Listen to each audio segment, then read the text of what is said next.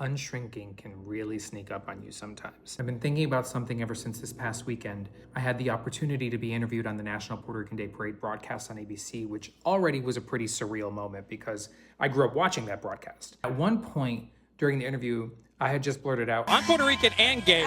June is my month. Everybody laughed and moved on, but I haven't really moved on from it because the more I thought about it, the more I realized how much that moment meant to me. Not because it was TV. I didn't even think about it. I didn't hesitate. I didn't wonder how it would be received. I just said it. And for a lot of people, that probably sounds like nothing, but there was a time in my life when saying those words out loud felt impossible. When I was a scared kid who wasn't sure that there was ever going to be a place for me at all. A place where I could be both Puerto Rican and gay, fully myself, and share all of me all at the same time. This weekend also happened to be one of those moments where life reminds you of how far you've come. I'm not talking professionally. My sister, my big sister, was there with me, which meant the world. There are very few people who see every version of you, and she has seen every version of me. So to be able to share that moment with her was really special. And knowing that my mom and dad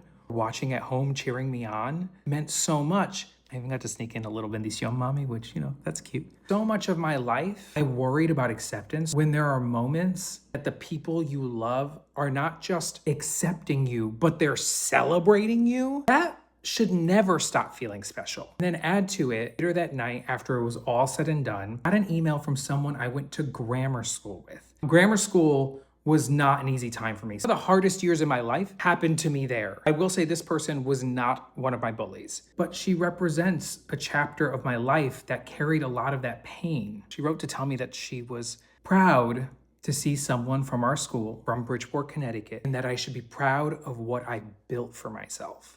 Thought, especially over the last several months, that I was healed. I have a great life, got a hot husband, I have a family who loves me, I get to do work that I really, truly, truly care about. I thought I had worked through all of that. Healing isn't something you finish. A little piece of you is still carrying something. Out of nowhere, someone says exactly the thing that you didn't even know you needed to hear. Not because you were looking for validation. Being seen is powerful. That is what pride is all about. And that's why I love doing this work, because visibility matters. It mattered to me. Seeing somebody live openly and joyfully can even help one person believe that they can do the same. Then that's reason enough. I'm still healing, still unshrinking, but this week reminded me of just how far